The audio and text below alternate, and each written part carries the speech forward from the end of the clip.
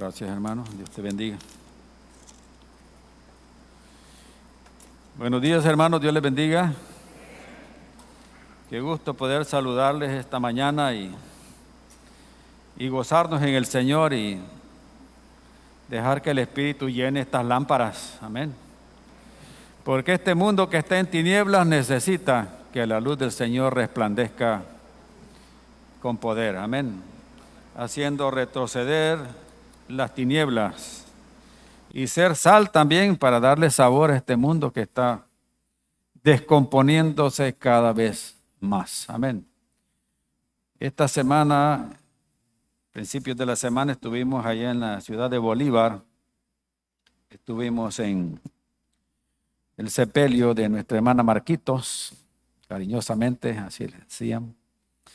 Y es la mamá de nuestra hermana Rosa Estela Aparicio, de aquí. Y nos envía esta nota que dice que está dirigida a la iglesia y dice: estimada es a los ojos de Jehová la muerte de sus santos. Salmo 116, versículo, a ver, se nos esconde el versículo aquí, el versículo 15. Y dice: la familia Amaya Melgar agradece de todo corazón el apoyo recibido de parte de la Iglesia Cristiana Josué de San Miguel y sus pastores durante los momentos difíciles que se vivieron en el proceso de los servicios fúnebres de su amada madrecita, nuestra hermana Marcos Melgar de Amaya. Atentamente, de parte de la familia Amaya Melgar. Ya la hermana Marquitos está en la presencia del Señor, viendo a Jesús cara a cara. Amén.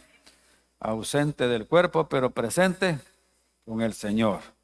Y nosotros estamos presentes en el cuerpo, pero con el Señor adentro por medio del Espíritu Santo. Y un día lo veremos también cara a cara a Él como Él es. Muy bien, ¿trajeron sus Biblias? No los teléfonos, ¿verdad? Las Biblias. Si trajeron sus Biblias, levántenla, quiero verla. Fíjense que aquí no es prohibido andar Biblia, fíjense. Gracias a Dios. Dios les bendiga. No tengo librería para estar vendiendo Biblias, así que no se preocupe, ¿verdad? Qué importante que tenga su Biblia y tenga su bolígrafo. Y si tiene un papelito para anotar, anote ahí, que es importante lo que Dios siempre tiene que decirnos. Muy bien, vamos en el Nuevo Testamento. Busquemos en la Escritura segunda de Tesalonicenses, capítulo 2. Capítulo 2.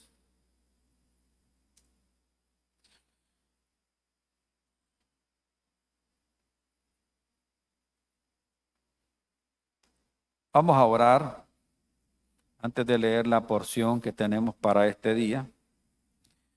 Incline su rostro donde está. Amado Padre Celestial, te damos gracias en esta mañana por concedernos el privilegio de reunirnos bajo la autoridad de tu santo nombre en este templo que tú nos has regalado, Señor. Eres bienvenido aquí, Señor. Aparte de estar en nuestros corazones, tú llenas este lugar con tu santa presencia por medio del Espíritu Santo. Pedimos que el Espíritu Santo nos ministre a todos hoy con la palabra. Que tú seas el maestro por excelencia, Espíritu Santo, capacitando a la iglesia, trayendo esperanza a la iglesia, trayendo consuelo a la iglesia, trayendo fortaleza a la iglesia, quitando todo temor, toda angustia que producen estos tiempos que son malos, Señor. Gracias, Espíritu Santo, por mostrarnos el amor de Dios en nuestros corazones. Y recibimos tu bendita palabra hoy, Señor, que es como el pan de vida, Cristo mismo revelado en la palabra a nosotros, como ese maná que cayó en el desierto, Señor, y que sostuvo a tu pueblo por 40 años, Señor. Recibimos tu palabra implantada en nuestros corazones, que nos trae tu verdad, nos trae vida y nos trae tu fortaleza y consuelo y amor, Señor. En Cristo Jesús declaramos este lugar bendecido porque tú estás con nosotros, y este lugar ahora es santo porque el Dios santo y poderoso está con nosotros hoy. Eres bienvenido aquí. Toda gloria y toda alabanza y toda honra son tuyas hoy, Señor, por siempre. Amén y amén. Gloria al Señor. Segunda Tesalonicenses en el capítulo 2, del versículo 7 hasta el 12. Me dicen amén si lo tienen ya. Y dice la Escritura, porque ya está en acción el misterio de la iniquidad. Solo que hay quien al presente lo detiene hasta que él a su vez sea quitado de en medio.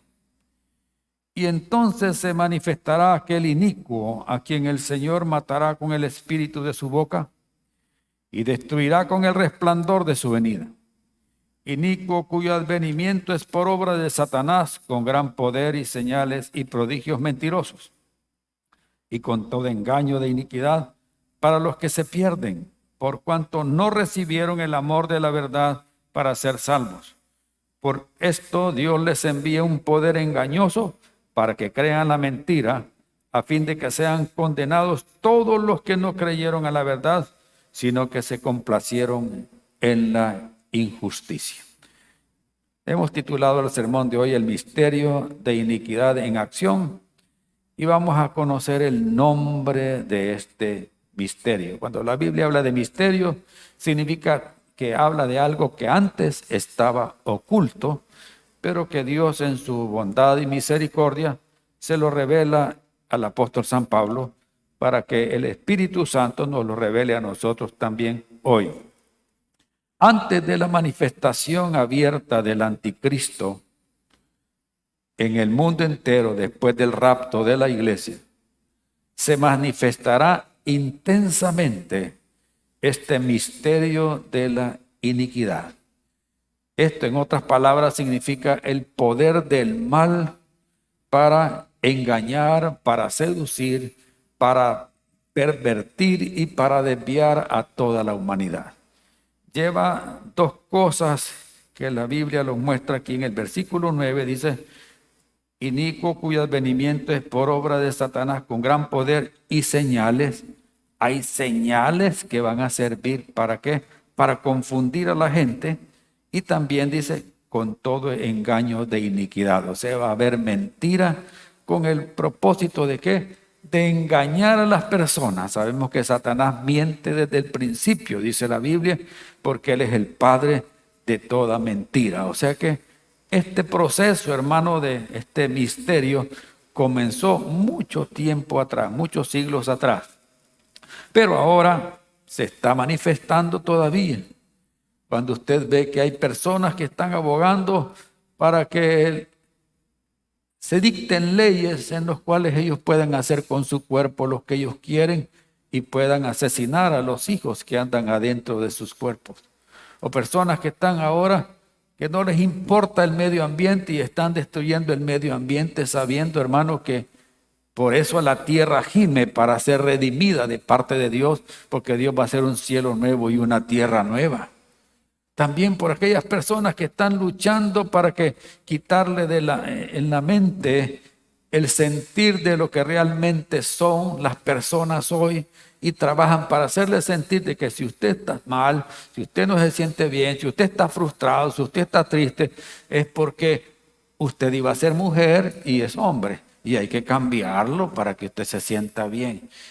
Y viceversa, gente luchando por los cambios de género. Entonces hay muchas circunstancias que están llevando a este mundo a la perdición y decir, bueno, realmente este mundo está loco. Entonces este misterio de iniquidad se manifiesta en la humanidad con tres cosas. Uno, el engaño de Satanás. Dos, la confusión que va a traer esto. Y tres, el orgullo humano. Satanás apela al orgullo humano. ¿Qué es lo que hizo que Satanás cayera? Su orgullo. Y ahora también el enemigo está trabajando en el orgullo humano. Y Dios siempre se encarga, hermanos, de que ese orgullo, mire, se quiebra. Lo que más impide al hombre llegar a la presencia de Dios es el orgullo, es la altivez de espíritu, es la soberbia. Entonces, y por eso dice que el enemigo trabaja para que la gente se pierda y no reciban el amor de la verdad para ser salvos, haciéndole creer al hombre que Dios no existe, haciéndole creer al hombre que es autosuficiente y que él es capaz de hacer todas las cosas. Pero más sin embargo, Dios a través de la historia ha venido enseñándole al hombre que nosotros tenemos un límite. Nuestra capacidad tiene un límite y Dios se encarga de hacernos entender eso. Y lo voy a ilustrar con algo que pasó el 28 de enero de 1986. 28 de enero de 1986. Tal vez a usted no le suene mucho esta fecha, ¿verdad? Porque estamos a muchos kilómetros de lo que sucedió en esa ocasión. Habían pasado 73 segundos del inicio de este proceso cuando aquel famoso transbordador espacial Challenger estalló. ¿Okay? Fíjense bien, solamente 73 segundos, o sea, 1 minuto y más segundos para que todo ese esfuerzo del hombre, toda esa inversión millonaria se hiciera humo y 7 vidas, ¿verdad? 7 vidas se perdieran. Y no eran vidas comunes y corrientes, hermano. Eran vidas de personas capacitadas, preparadas, ¿verdad? Inteligentes, que iban a hacer un trabajo allá en la órbita de la Tierra. Y ya los norteamericanos se sentían felices de que ahora tenían un vehículo que podía despegar de aquí de la Tierra y después nuevamente volver a aterrizar aquí con todo lo que habían hecho allá en el espacio. Entonces, ahora Dios les está enseñando de que las cosas no tienen que ser así, de que el hombre no tiene que envanecerse y enorgullecerse. ¿Por qué falló ese aparato, hermano? La causa fue la falla de una junta tórica, así le llaman, del cohete acelerador del lado derecho del transbordador, y que el cual había sido clasificado de alta criticidad, dice. ¿Qué significaba eso? Eso significaba que esos sellos podrían ser capaces de destruirlo todo si no estaban en buen estado. Y realmente ese día que hicieron el despegue, hermano, las condiciones del clima no eran favorables. Los encargados de haber hecho esas juntas avisaron de que mejor suspendieran ese vuelo porque la temperatura estaba muy baja y eso podría afectar los sellos. Incluso llegaron horas antes a sesionarse con los encargados de ese proyecto de lanzar ese vuelo y les hicieron saber que esas juntas no se habían probado a menos de 50 grados centígrados y podían correr peligro el cohete y toda su tripulación. Entonces, ¿pero qué dijeron ellos? No podemos detener el despegue de esto. ¿Por qué? Porque ya lo retrasamos la primera vez y si lo volvemos a retrasar, eso tiene altos costos, porque ya tenían que posponerlo casi una semana más. Y además el presidente Reagan dijo que hay que poner una profesora allá en el espacio. Es un proyecto que inventó el presidente Reagan. Así que no lo vamos a suspender, se va a realizar. Y fue así, hermanos, que hicieron el proceso, siguió su proceso, despegó el Challenger, pero fue el viaje más corto que ellos tuvieron. Cuando hicieron las investigaciones, el ingeniero Robert Obermeyer dijo, los tripulantes estaban vivos después de la explosión, manejaron lo que era la cabina donde estaban, la manejaron hasta el final, pero no tenía alas el aparato, así que cayeron al mar y ahí fallecieron. Y la pregunta era, bueno, ¿y por qué no pusieron algún sistema que les ayudara a escapar en alguna emergencia? ¿Verdad? ¿Por qué no les dieron unos trajes especiales presurizados para que ellos pudieran salir a la hora de una situación como esa? ¿Por qué no hubieron puertas de emergencia como existen en todas partes para que pudieran ellos salir? Y dijeron, es que no tenían esas puertas, no tenían ese sistema, no tenían asientos para que los eyectaran fuera de la nave, porque habían hecho el transbordador de tal manera que lo consideraban de alta fiabilidad. ¿Qué le parece? Era de alta fiabilidad, o sea, en otras palabras, nunca le va a pasar nada. Esto nunca se va a destruir. Pero así es, ¿verdad? Antes de la caída es la altivez de espíritu, dice la Biblia.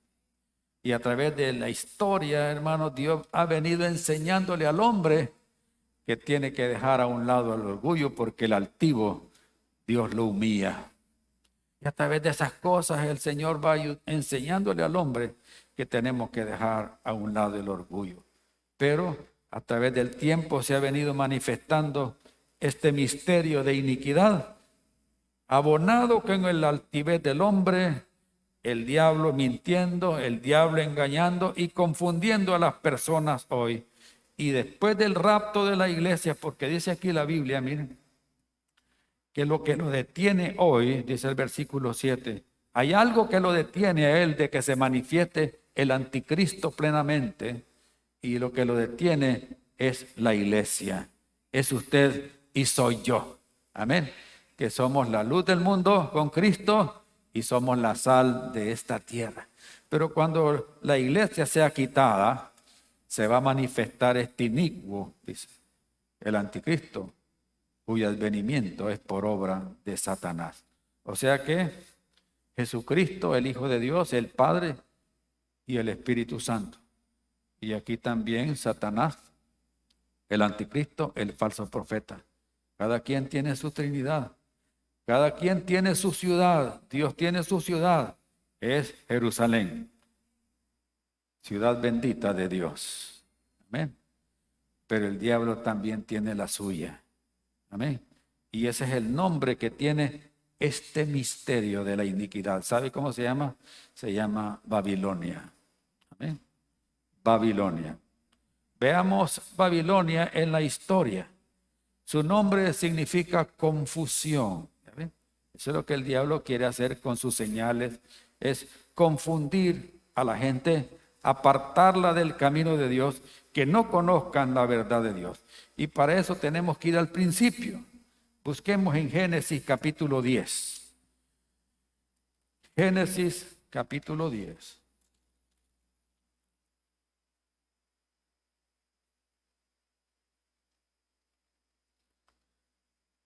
Versículo del 8 al 11. ¿Lo tienen ya? Y dice así la Biblia. Y Cus engendró a quien?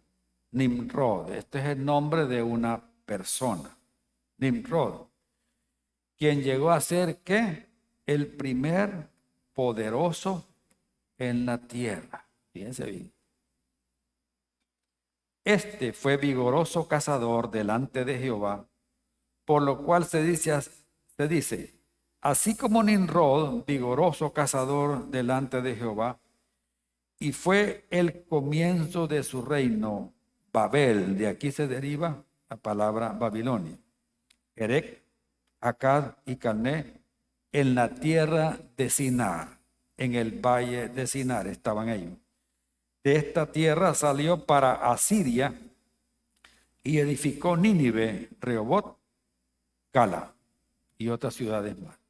O sea que vemos una asociación entre lo que es Babilonia, lo que hoy es Irak y también Asiria, van de la mano. Las dos ciudades fueron fundadas por este hombre. El nombre Nimrod, no le vayan a poner a un hijo así hoy.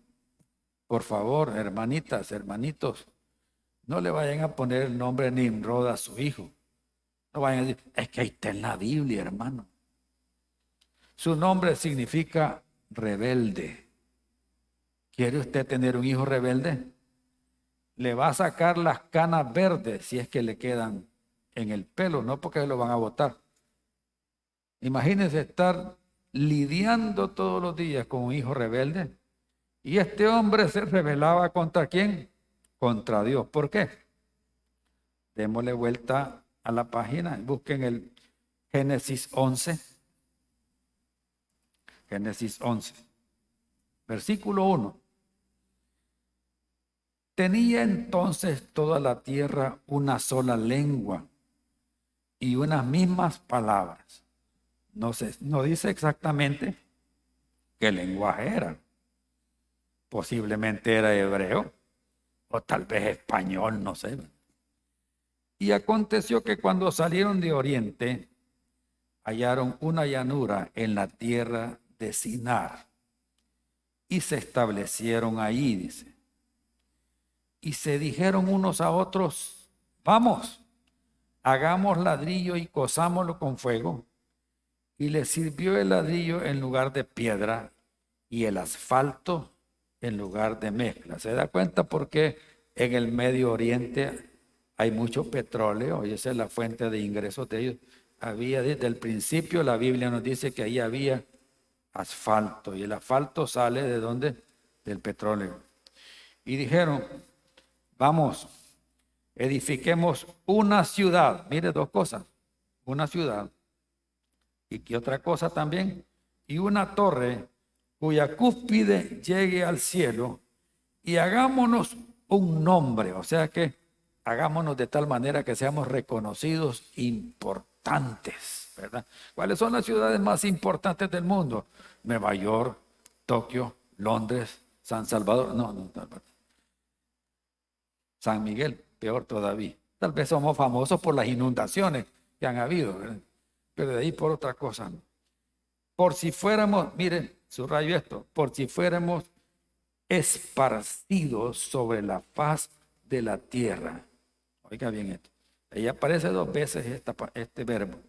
Y descendió Jehová para ver la ciudad y la torre que edificaban los hijos de los hombres. Dijo Dios, voy a ir a ver qué están haciendo esto. Y dijo Jehová, he aquí el pueblo es uno.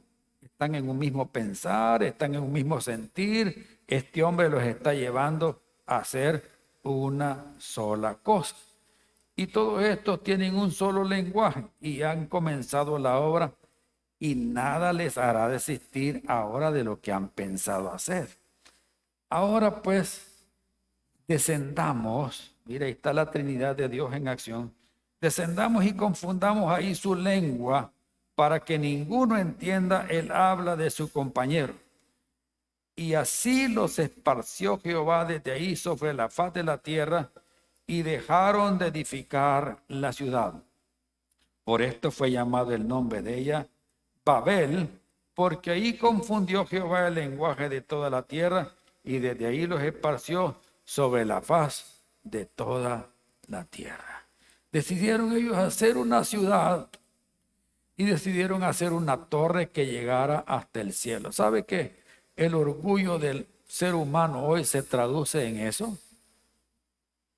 En muchos lugares del mundo, en las grandes ciudades del mundo, mire, su preocupación es construir el edificio más alto del mundo. Ellos quieren sentir que en la ciudad de San Miguel está el edificio más alto. ¿Y quién lo va a construir aquí? Aquí quedaría bien, fíjense, porque aquí casi no tiembla. Pero en los lugares que tienen alta sismicidad, es bien peligroso estar construyendo esos edificios tan altos, ¿verdad? A cada rato vemos en China y en otros lugares cómo los edificios se derrumban o agarran fuego. Hace poco hubo un incendio en un edificio. Entonces, eso es bien difícil y es problemático para aquellos que luchan contra esos fenómenos. Entonces, esta gente dijo, hagamos una torre, ¿verdad?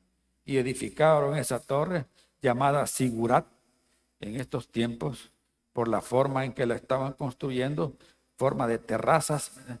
Y lo que estaban haciendo ellos con eso, ¿sabe qué es? Ir en contra con el mandato de Dios que dijo, ir por todo el mundo y llenar la tierra. Ellos dijeron, no, nosotros no vamos a ir, nosotros nos vamos a quedar aquí. Aquí nos gusta a nosotros. Y ellos decidieron hacer la ciudad y hacer la torre. Y hermanos, Dios los confundió con las lenguas. Uno empezó a hablar francés, otro empezó a hablar español, otro empezó a hablar mandarín, otro empezó a hablar en ruso, y total que uno le decía, pásame el ladrillo, y le daba la cuchara. Y le daban lo que no era, entonces dijeron, no hombre, así cuándo vamos a terminar esto. Nunca le iban a terminar.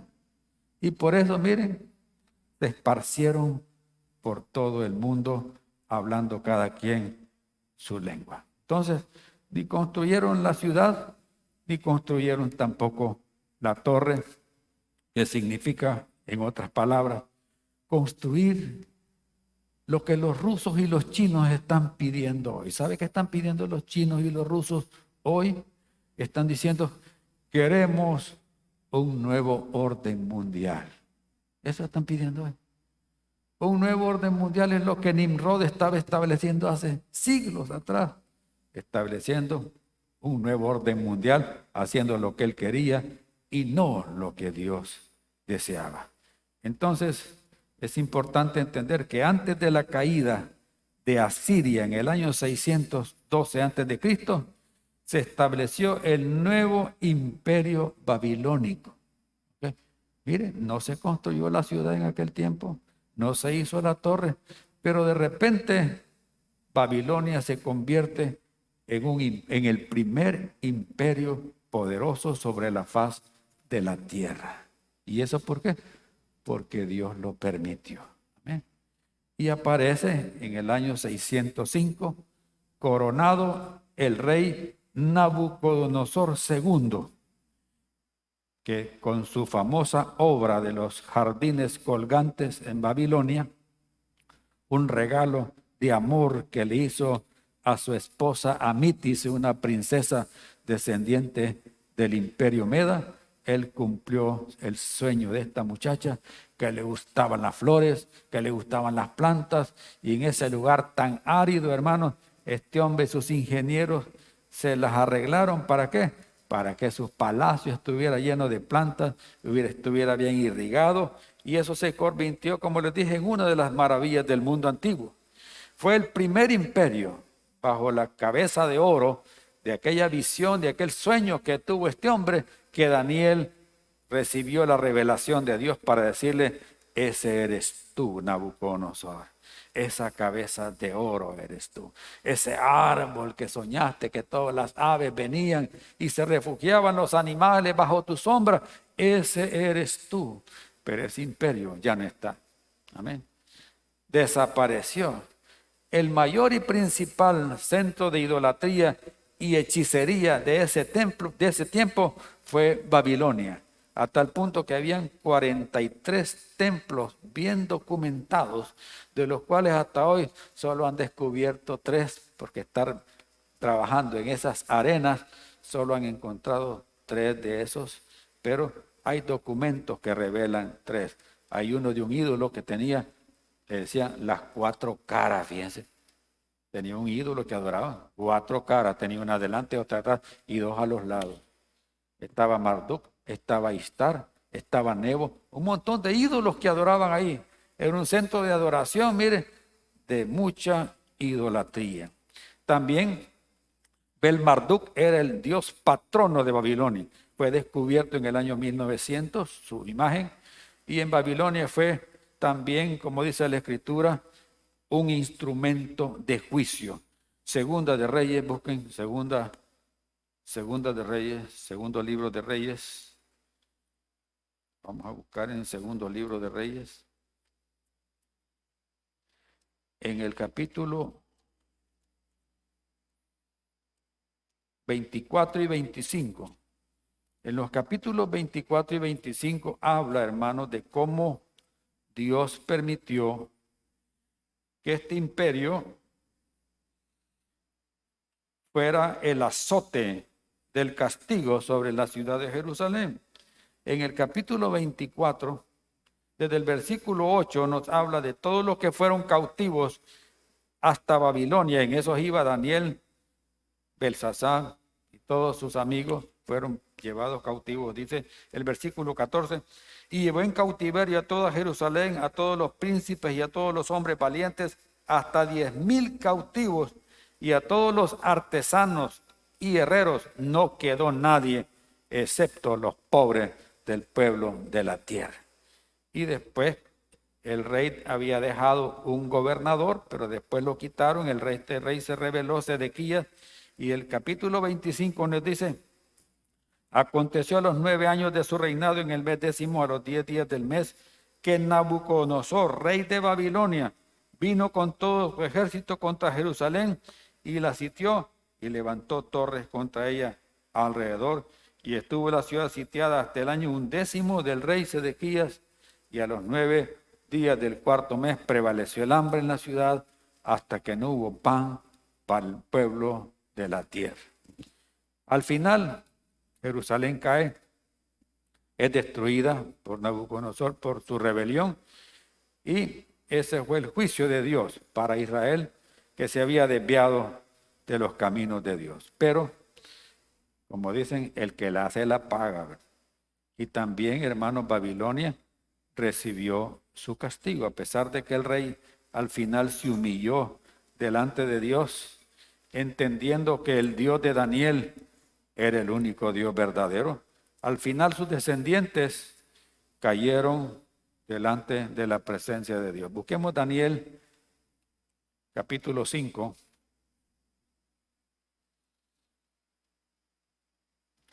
Versículo 31. 30 y 31 dice. Daniel 5:30 dice: la misma noche fue muerto Belsasar, rey de los caldeos, o sea, el rey que estaba allá en Babilonia. Y Darío de Media tomó el reino siendo de 62 años. Estaba joven el hombre. Entonces viene él y conquista Babilonia. Después de haber ejecutado juicio sobre Jerusalén, ahora hay un juicio de Dios también sobre Babilonia.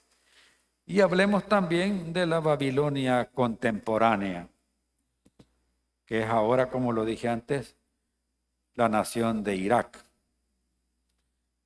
Este país se sostiene por su riqueza petrolera, y muchos años atrás fue muy reconocido a través de las noticias. ¿Por qué? Porque decidieron invadir al país vecino de Arabia Saudita para apropiarse de su petróleo. O sea, no estaban satisfechos con lo que tenían, querían más. Y aparece otro que seguía la misma línea de Nimrod, la misma línea también del rey Nabucodonosor, a tal punto que este hombre llegó a declarar que era descendiente directo de Nabucodonosor. Y usted ya sabe quién es. Un señor que se llamaba porque ya se murió, Saddam Hussein. Su nombre significa uno que confronta. Uno que confronta. ¿Qué quería este hombre? Hacer su torre de Babel. ¿Cuál fue su torre de Babel? Primero, reconstruir la ciudad de Babilonia. Incluso reconstruir donde estaba la torre que estaban haciendo ellos. Incluso a la parte de uno de los templos, ahí están los cimientos de la torre de Babel. Y este hombre estaba luchando por reconstruirla, y aparte de eso, este hombre quería que todos los pueblos árabes llegaran a formar una sola nación, y él iba a ser la cabeza. Bueno, imagínense que este hombre entre 1983 y 1988 gastó 34,000 millones de dólares solo en equipar a su ejército. ¿Qué le parece? Había invertido mucho en su ejército, pero más sin embargo, en la tormenta del desierto, miren, se le acabó todo eso, lo capturaron, y en el año 2006 hicieron su juicio y murió ahorcado. Y quedó la ciudad de Babilonia nuevamente en el olvido. Ya nadie la menciona. Ya nadie menciona que ya estaban reconstruyendo la ciudad nuevamente.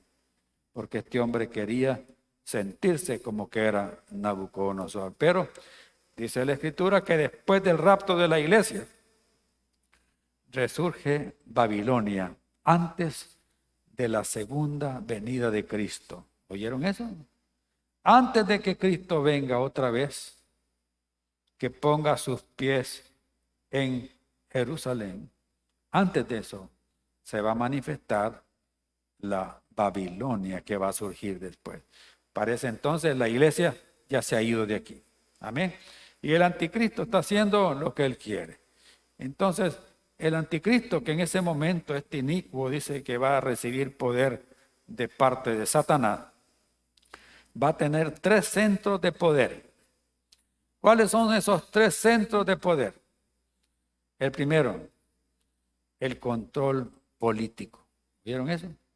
El control político. Usted sabe que los políticos están detrás de todas las cosas. Busquemos en Apocalipsis ahora.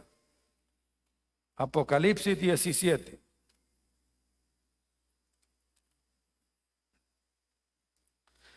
Versículo 1 y 2. Dice, vino entonces uno de los 7 ángeles que tenían las 7 copas y habló conmigo diciéndome, ven acá y te mostraré la sentencia contra la gran ramera, la que está sentada sobre las aguas. Dice, versículo 2, con la cual han fornicado, ¿quiénes? Los reyes de la tierra y los moradores de la tierra se han embriagado con el vino de su fornicación. El sistema político que está teniendo relación con todas las naciones de la tierra, que está tratando de controlar a todas las naciones de la tierra. Versículos 4 y 5. Y la mujer estaba vestida de púrpura y escarlata, y adornada de oro, de piedras preciosas y de perlas, y tenía en la mano un cáliz de oro lleno de abominaciones y de la inmundicia de su fornicación. Está mostrando toda la riqueza y el poderío económico que manifestaba ese sistema político. Versículo 15 dice, me dijo también, las aguas que has visto donde la ramera se sienta son pueblos, muchedumbres, naciones y ¿qué? Y lenguas. O sea, ella estaba influenciando a todas las naciones de la tierra. Versículo 18, y la mujer que has visto es la gran ciudad que reina sobre los reyes de la tierra. El centro político es Roma. En Roma se va a centrar todo el gobierno político que va a estar afectando a toda la humanidad. Y en el versículo 5 dice, vi a la mujer ebria de la sangre de los santos. Del 5 dice, y en su frente un nombre escrito, un misterio, dice. Un misterio porque en ese tiempo ya Babilonia no existía y Juan escribe de esta manera. Babilonia la grande, la madre de las rameras y de las abominaciones de la tierra. Vi a la mujer ebria de la sangre de los santos y de la sangre de los mártires de Jesús. Y cuando la vi quedé asombrado con gran asombro y el ángel me dijo, ¿por qué te asombras? Yo te diré el misterio de la mujer y de la bestia que la trae, que esta bestia es el anticristo, el cual tiene 7 cabezas y 10 cuernos, que aparecen en el versículo 3 también. O sea, el anticristo va a tener un control político cuya sede va a estar en Roma. Ahora veamos el control religioso. La política va de la mano con la religión. ¿Vieron eso? Y quiero decirle esta mañana que las religiones no salvan a nadie. ¿Oyeron eso, hermanito?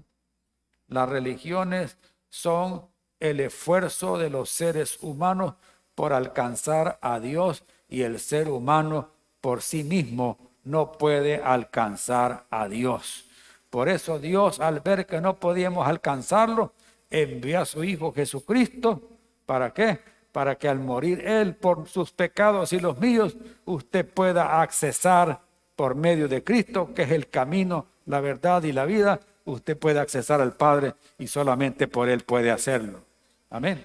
Entonces, está el control religioso en ese tiempo. Busquemos 2 Tesalonicenses nuevamente, la porción que leímos en el capítulo 2 siempre, pero ahora veamos en el versículo 4. El control religioso va a estar no en Roma, en Jerusalén. 2:4. Vamos a leer desde el 3 para que sintamos la unión. Nadie os engañe en ninguna manera, dice, porque el anticristo no vendrá sin que antes venga la apostasía y se manifieste el hombre de pecado, el hijo de perdición. Y dice el 4, el cual se opone y se levanta contra todo lo que se llama Dios o es objeto de culto, tanto que se sienta en el templo de Dios como Dios, haciéndose pasar por Dios. Y yo le pregunto, ¿a dónde va a estar el templo de Dios? Va a estar en Jerusalén. Amén. El tercer templo en Jerusalén, hermano, ya tienen todo listo. Bueno, algunos videos en YouTube aparecen que ya lo van a construir. Ya están ahí con el proceso para construirlo. Ya tienen todo para construirlo, tienen todos los materiales, tienen todo el dinero, tienen todos los instrumentos que se van a usar ahí, que usaban los sacerdotes en ese tiempo. Ya tienen a todos los levitas, a todos los descendientes de la tribu de Leví, ya los revisaron a todos, ya vieron la genealogía de todos ellos y ya están listos. ¿Para qué? Para que empiecen nuevamente a ofrecer sacrificios para Jehová. Y ellos no saben que el sacrificio único ya se hizo, el sacrificio de Cristo. Pero como ellos no han aceptado a Cristo como su Salvador, pero va a haber un momento que cuando el anticristo se siente ahí en ese templo y los haga sentir que están en una blasfemia delante de Dios, hermanos, esa gente va a clamar a Dios y cuando ellos clamen, Dios va a descender con poder. Amén. Entonces, el control religioso, Jerusalén.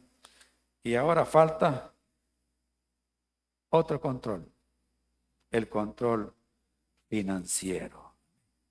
Todo se mueve ¿con qué? Miren, con dinero. Ya subieron los intereses en Estados Unidos, ya le subieron los intereses a las cosas aquí. Amén. Ya subieron las tortillas también. Ya van a subir los aguacates. Ya van a subir los frijoles. Ya va a subir todo. Pero lo único que no va a subir es el peso de nosotros, porque vamos a comer menos. Pero siempre vamos a comer los 3 tiempos, pero miren, más medidito, es lo único que no vamos a subir de peso. Entonces, el control financiero, ¿dónde va a estar? Veámoslo. Y es un lugar geográfico que ya lo mencionamos. Volvemos a Apocalipsis. Ahora en el capítulo 18, versículo del 11 al 13. Vea lo que dice aquí.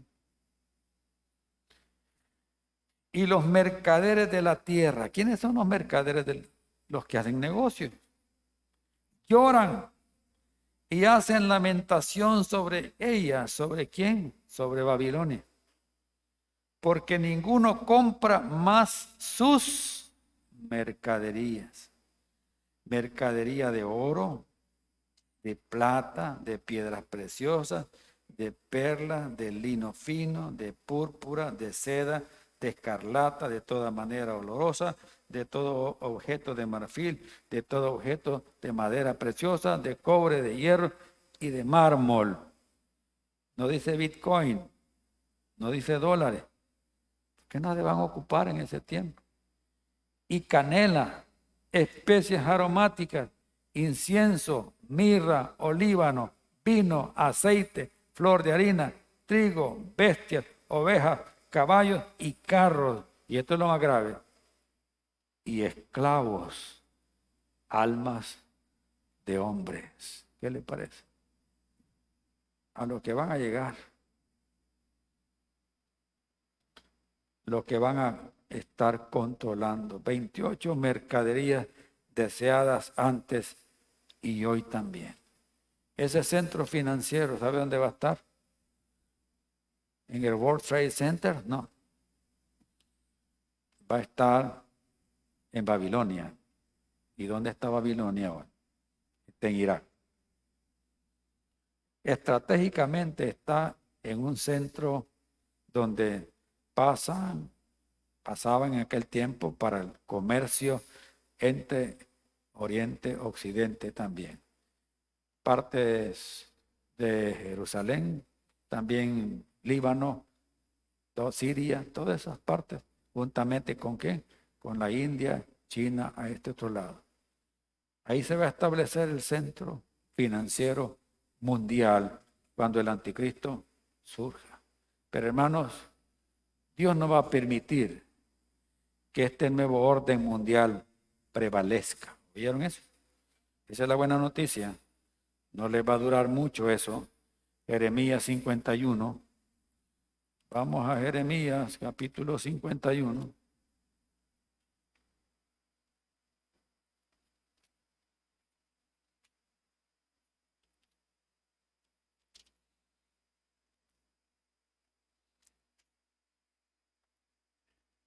¿Lo tienen ya?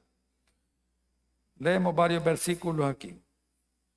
Versículo 26. Hablando de los juicios de Dios contra Babilonia, de todo este capítulo. Y nadie tomará de ti piedra para esquina, ni piedra para cimiento, porque perpetuo asolamiento serás, ha dicho Jehová. En el 37. Y será Babilonia montones de ruinas, morada de chacales, espanto y burla sin morador. Versículo 43. Sus ciudades fueron asoladas, la tierra seca y desierta, tierra en que no morará nadie, ni pasará por ella hijo de hombre. Versículo 55. Porque Jehová destruirá a Babilonia y quitará de ella mucha jactancia. Oiga bien, aquí ve el orgullo. Mucha jactancia, y bramarán sus olas, y como sonido de muchas aguas será la voz de ellos. Y en Isaías 13:19 dice: y Babilonia, hermosura de reinos y ornamento de la grandeza de los caldeos, será como Sodoma y Gomorra, a las que trastornó Jehová nuestro Dios. ¿Qué le parece? Igual que Sodoma y Gomorra van a terminar completamente destruidas. Y ahora la pregunta: ¿y por qué va a ser destruida Babilonia? ¿Cuáles son las razones por las que Dios va a destruir? Y hay varias razones. La primera, y está en Apocalipsis 18. Volvemos a Apocalipsis. Apocalipsis capítulo 18.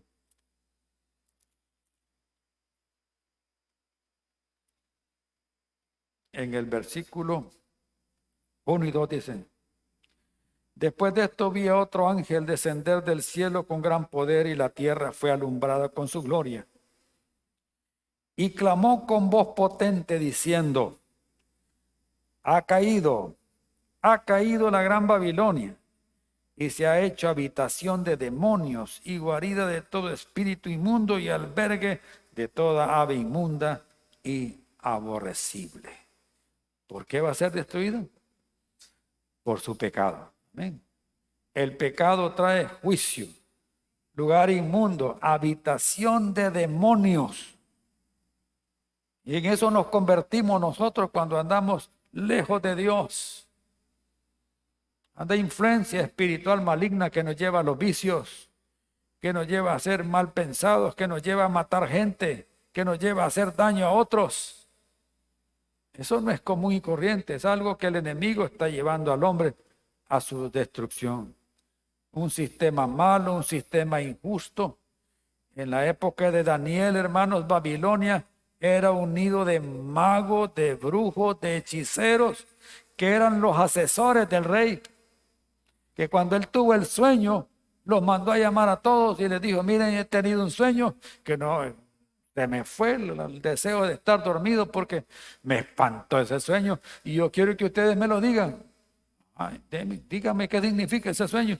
Y le decían: bueno, díganos usted el sueño pues. Ah, no, pero es que viene que se me ha olvidado.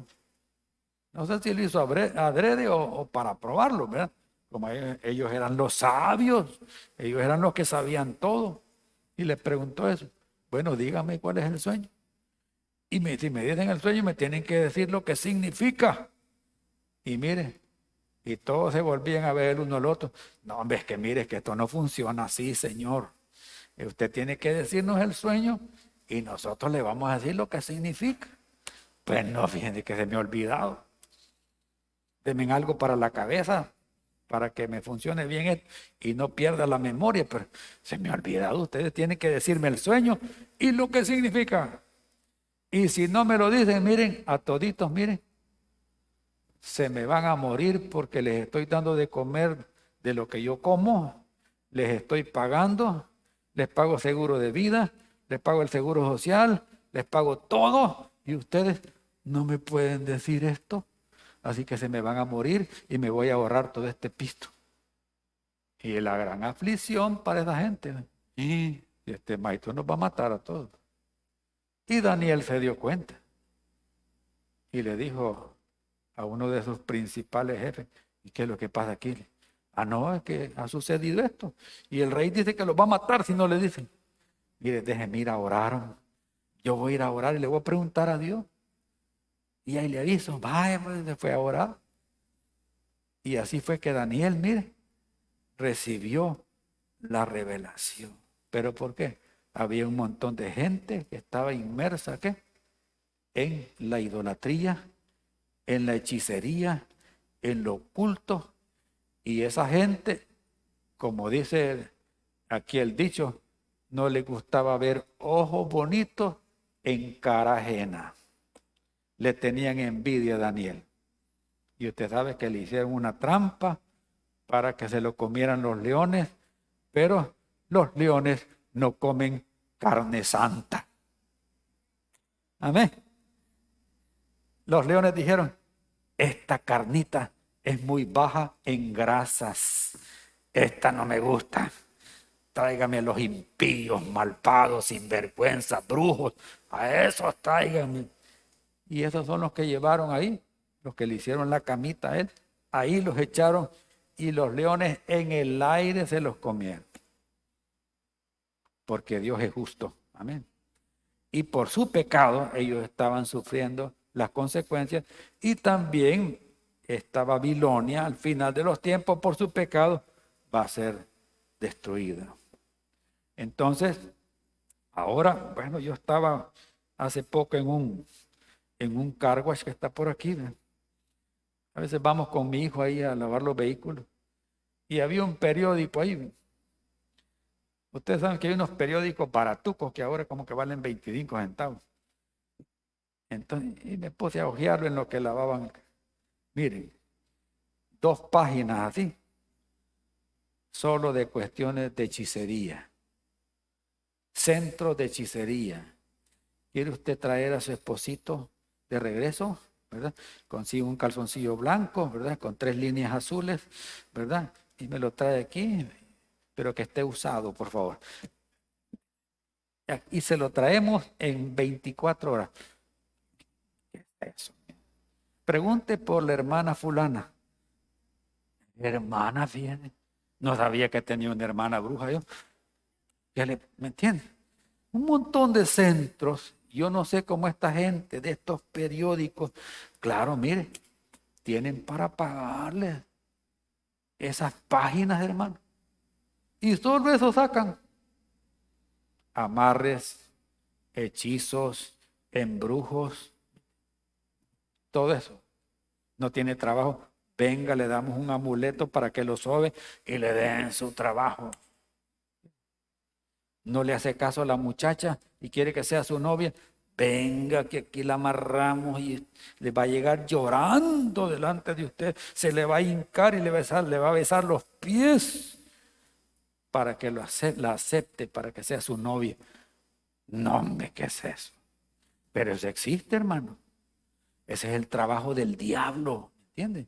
Y la gente que se presta para eso es afectada por demonios, indudablemente.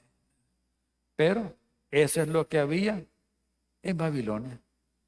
En aquel tiempo como nación iba a haber en el sistema de ahora, y ahora eso es muy común y corriente. ¿Por qué otra causa va a ser destruida Babilonia? Vamos a ver en el 18:3. Dice, porque todas las naciones han bebido del vino del furor de su fornicación, y los reyes de la tierra han fornicado con ella, y los mercaderes de la tierra se han enriquecido de la potencia de sus deleites. Va a ser destruida por su mala influencia.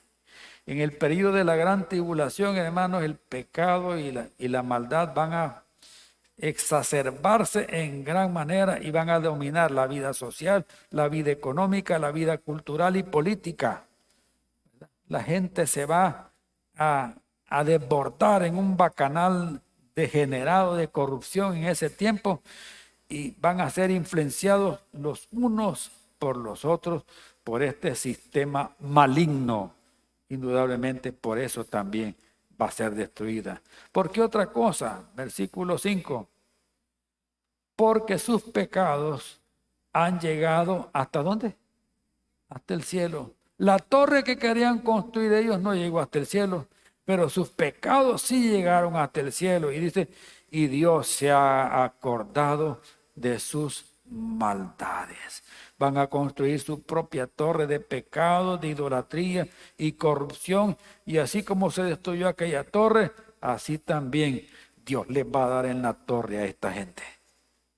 Ahí están los restos, como les digo, al sur del templo del dios Nebo que estaba reconstruyendo Saddam Hussein. Ahí está el plano también. Si quieren ver el plano, ahí está.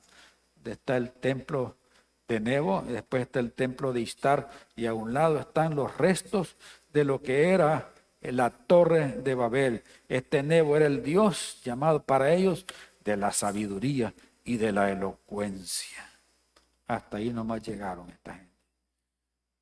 Derribados, destruidos por su orgullo y por su altivez de espíritu. El cuarto aspecto por el cual va a ser destruido está en Apocalipsis 18:7. Cuando ella se ha glorificado y ha vivido en deleites, tanto darle de tormento y llanto, porque dice en su corazón, oiga lo que dice, yo estoy sentada como reina y no soy viuda y no veré llanto. Como quien dice, yo no necesito a nadie, yo no estoy desamparada, ¿verdad?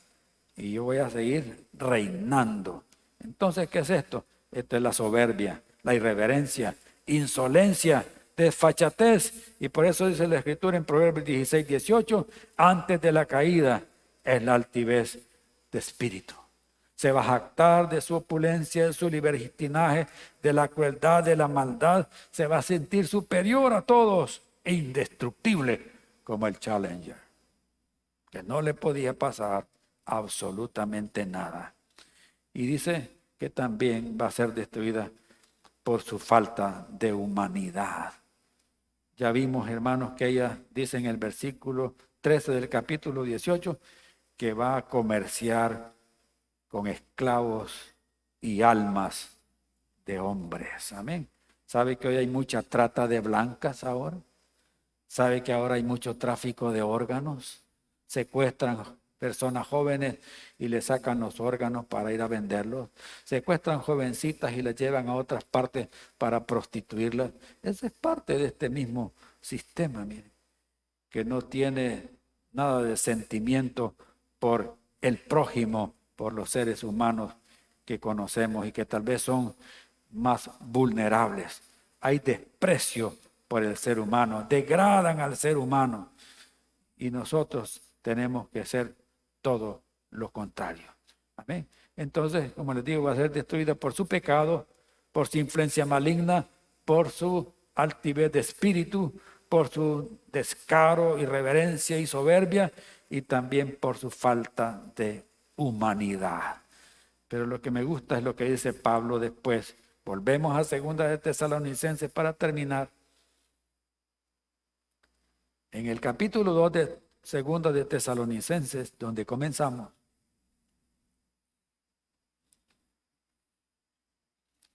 Dice que aquellos que no creen van a recibir un poder engañoso.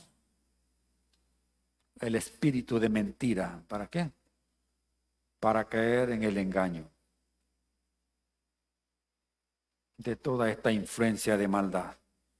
Pero dice el versículo 19, pero nosotros, Iglesia Josué de San Miguel, debemos dar siempre gracias a Dios respecto a vosotros, hermanos amados por el Señor, de que Dios os haya escogido del principio para salvación mediante la santificación por el Espíritu y la fe en la verdad, a lo cual os llamó mediante nuestro Evangelio para alcanzar la gloria de nuestro Señor Jesucristo. Así que, hermanos, estad firmes y retened la doctrina que habéis aprendido, sea por palabra o por carta nuestra.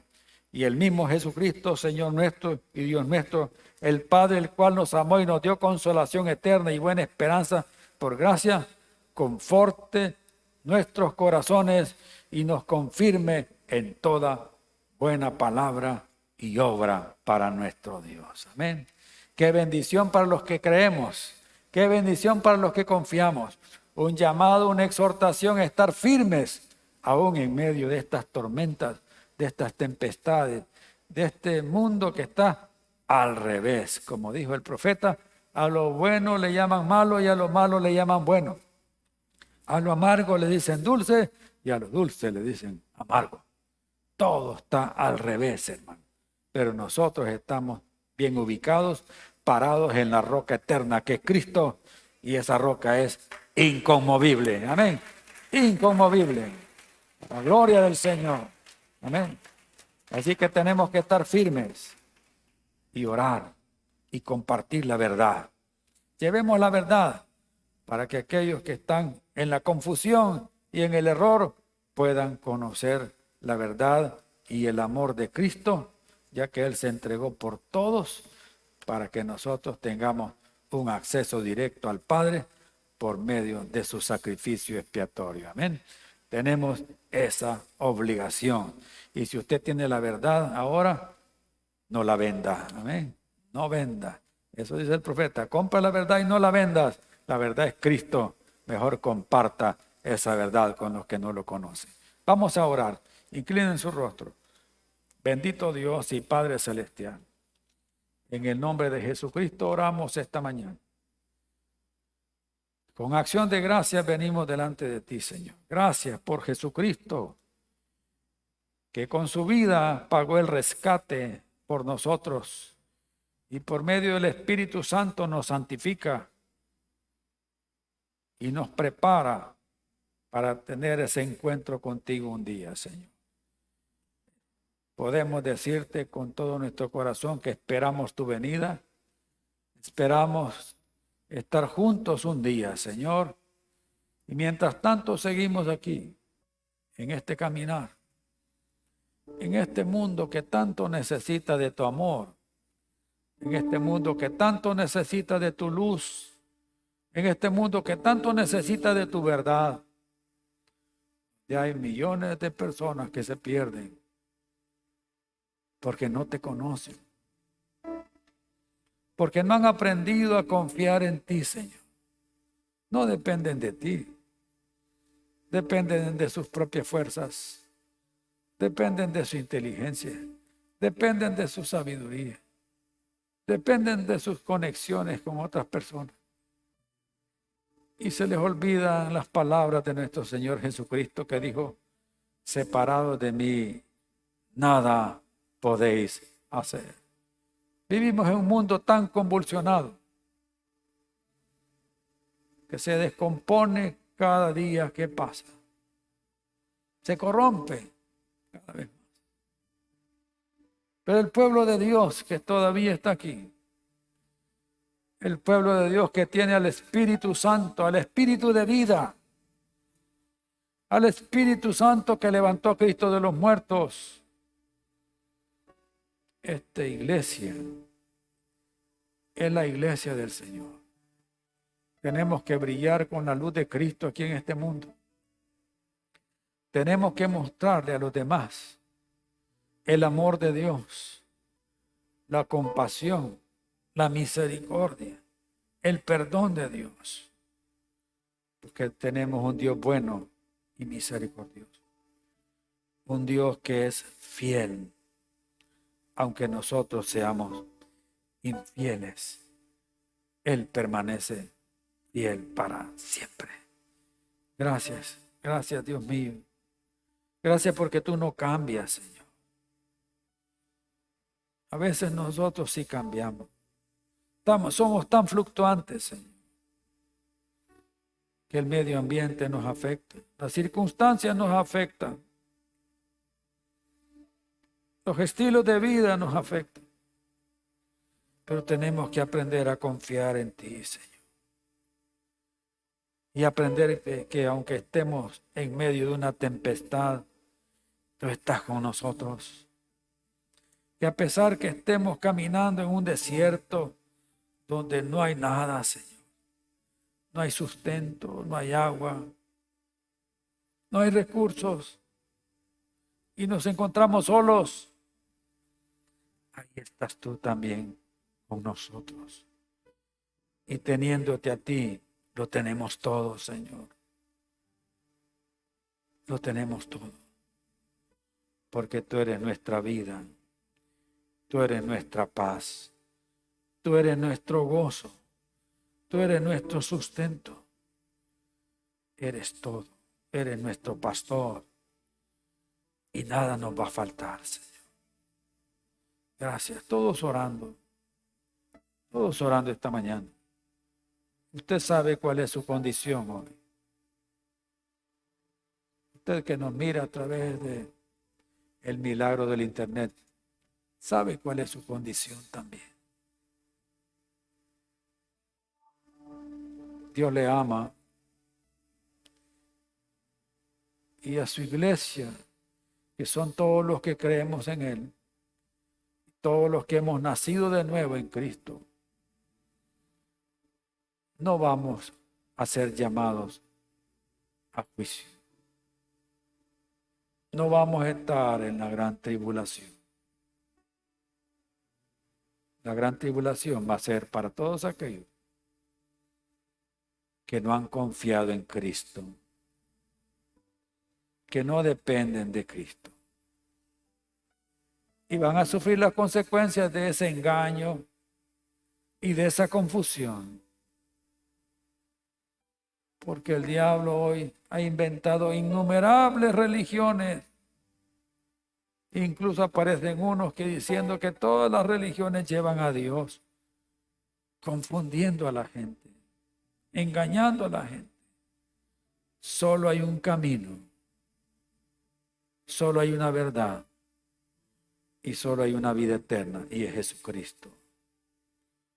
Si usted confía en Jesucristo, en que Él fue a la cruz del Calvario a ofrendar su vida por la suya y por la mía y de toda la humanidad, y usted pone su vida en sus manos, como aquel ladrón, ¿verdad? Aquel ladrón que estaba a la par de él, que sentía ya que la muerte se lo llevaba. Y le dice: Señor, acuérdate de mí cuando vengas en tu reino. Desde el momento que le dice Señor, estaba reconociendo el señorío de Cristo para él. Y Jesús le contesta: hoy estarás conmigo en el paraíso. Qué precioso es. No le tomó en cuenta sus pecados. No le tomó en cuenta las maldades por las cuales los romanos lo habían condenado a muerte. El mundo nos puede señalar. El mundo nos puede condenar. Su familia lo puede rechazar. La gente puede hablar mal de usted, pero ¿sabe qué? El Señor le ama. El Señor le perdona. El Señor le limpia y le da al Espíritu Santo para que su vida sea completamente diferente. Si usted quiere aceptar a Jesucristo como su único y suficiente Salvador personal y no lo había hecho antes, Yo voy a hacer una oración. Usted repítela ahí con todo su corazón, ahí donde está sentado, sentado. Dígasela al Señor de lo más profundo de su ser. Lo voy a guiar esta mañana. Amado Padre Celestial, tú me conoces desde que estaba en el vientre de mi madre. Has visto mi caminar hasta este día, Señor. Has visto todo lo que me ha pasado, todo lo que me ha sucedido, todo lo que he hecho mal y lo que he hecho bien, Señor. Y nunca te había considerado para mi vida, para que estuvieras conmigo siempre. Te sentía como un Dios lejano, pero ahora sé que quieres que yo esté cerca de ti, Señor. Porque has dicho en tu palabra que vas a estar conmigo todos los días hasta el fin del mundo. Que nunca me vas a dejar ni me vas a abandonar, dices en tu palabra. Por eso ahora, perdóname todos mis pecados. Me arrepiento de haber hecho todas estas cosas. Muchas las hice por ignorancia. Otras las hice sabiendo que era algo que no es agradable, que no es bueno, porque mi conciencia me lo decía. Pero ahora te pido perdón por todo eso. Te pido que me des una vida nueva. Que me lave tu sangre preciosa que derramaste en la cruz del Calvario para limpiarme de todo pecado y de toda maldad, Señor. Quiero que tu Espíritu Santo venga a mi vida hoy y se quede conmigo desde ahora y para siempre, en señal de que yo te pertenezco a ti en cuerpo, alma y espíritu. Declaro que tú eres mi Dios. Declaro que tú eres mi Padre celestial. Y yo soy tu hijo. Yo soy tu hija. Gracias por amarme, por perdonarme y por haberme esperado hasta este día también. Muchas gracias, Señor. En el nombre de Jesucristo he orado con acción de gracias. Amén.